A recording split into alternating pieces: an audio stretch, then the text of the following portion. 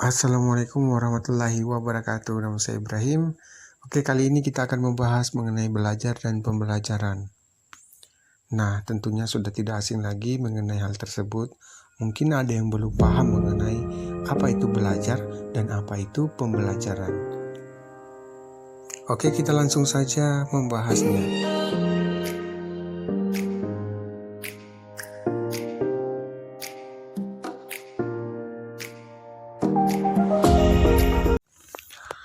Belajar adalah suatu proses atau upaya yang dilakukan setiap individu untuk mendapatkan perubahan tingkah laku, baik dalam bentuk pengetahuan, keterampilan, sikap, dan nilai positif sebagai suatu pengalaman dari berbagai materi yang telah dipelajari.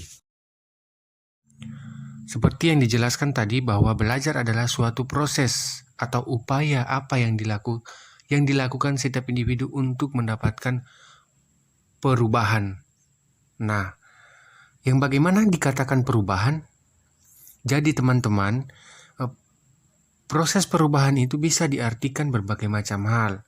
Misalkan dari yang tidak tahu menjadi tahu, dari yang tidak bisa menjadi bisa, dari yang tadinya belum bisa melakukan sesuatu hal, akhirnya dia mampu melakukannya.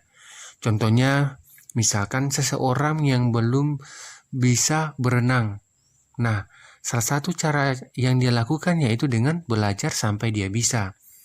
Contoh lain misalkan seseorang yang belum bisa bersepeda. Hal yang dia lakukan yaitu dengan cara belajar sampai dia bisa. Nah, perubahan inilah teman-teman yang dikatakan dalam proses belajar.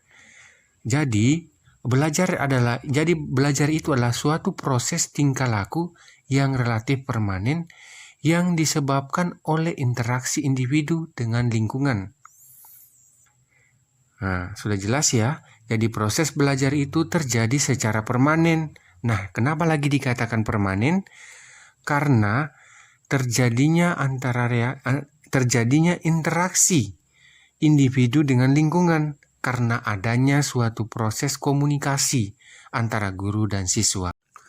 Sedangkan pembelajaran adalah proses interaksi antara peserta didik atau siswa dengan pendidik atau guru dengan sumber belajar pada suatu lingkungan belajar yang meliputi guru dan siswa yang saling bertukar informasi. Nah, teman-teman, sudah jelas ya bahwa proses pembelajaran terjadi yaitu adanya interaksi guru dan siswa.